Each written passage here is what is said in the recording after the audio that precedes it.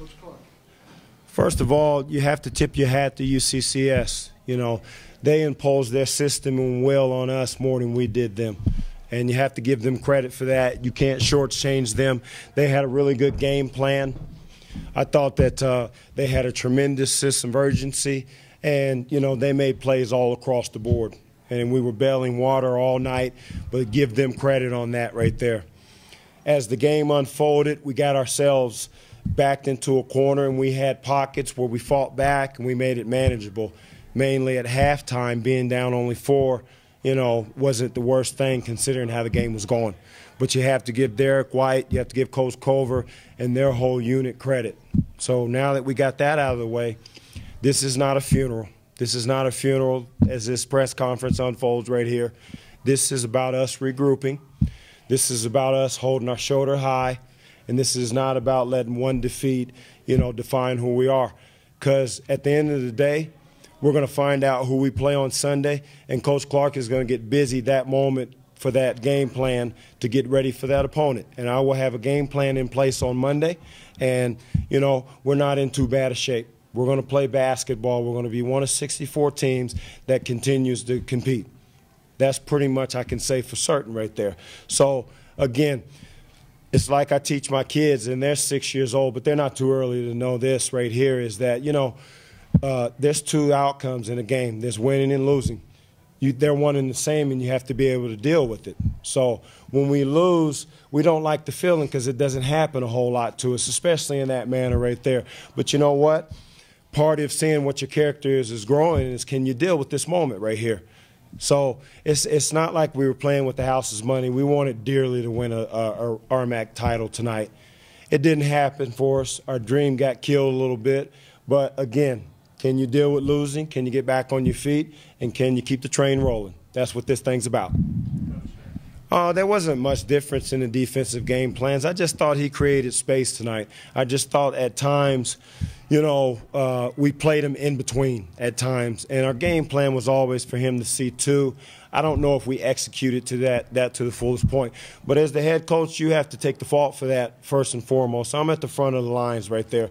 So, you know, I have to do a better job if ever we face them again this year in putting a better game plan together. But I don't, you know, he just made some great plays. You have to give him credit. And then at times, I'm not sure we played him the right way as well, too. You know, but that falls on my shoulders, and, you know, I have to go look at the film, and I have to figure out a way where I fell short on that.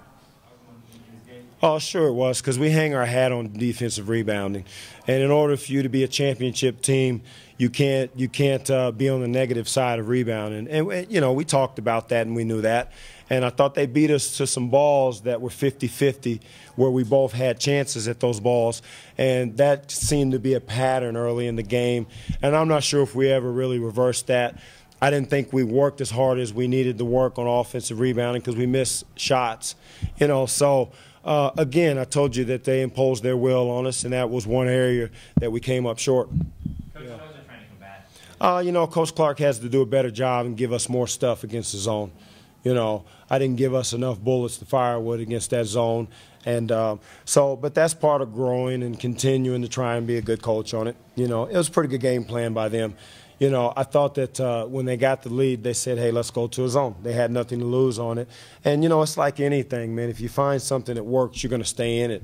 You know, had we scored a couple baskets early against it, they might have jumped out of it, you know. I didn't do a great job of giving us enough spacing and getting us aggressive against that zone. You know, so that's just something you chalk up and you figure out how to make it better next time. Coach, you're only down by. Well, I told him, you know, quite frankly, it was slipping. Slipping through our hands. You know, it went from 4 to 9, I believe it is, and, you know, it was our inability to get a couple buckets. You know, when you don't score, it puts so much pressure on you offensively because, one, they're a transition team. You know, so when they get defensive rebounds, they're much like us. They put a lot of pressure on you to get back and defend, and it's deflating when you don't score a couple times in a row. And but you know, we're trained to play through those moments and continue to defend. You know, and it just didn't happen tonight. Yeah, I just think that we had more live ball turnovers, which are hard to defend. You know, when you throw the ball across court and they steal those kind of turnovers, those are very difficult to defend. You know, so sometimes the ball bounces like that. It's a funny game. Stats don't always make sense on that, but I wouldn't make too much of it. Well, Coach said after the game, you know, they just did what they do better than what we do, and I think we need to get back to that. You know, we make a living off defense, and I just think personally they got too many easy baskets tonight, and that's you know, that starts with me, and it starts with everybody. So we just have to grind in as a team, and you know, wherever the regional is, and whoever our opponent is, and we have to get back to playing Metro basketball.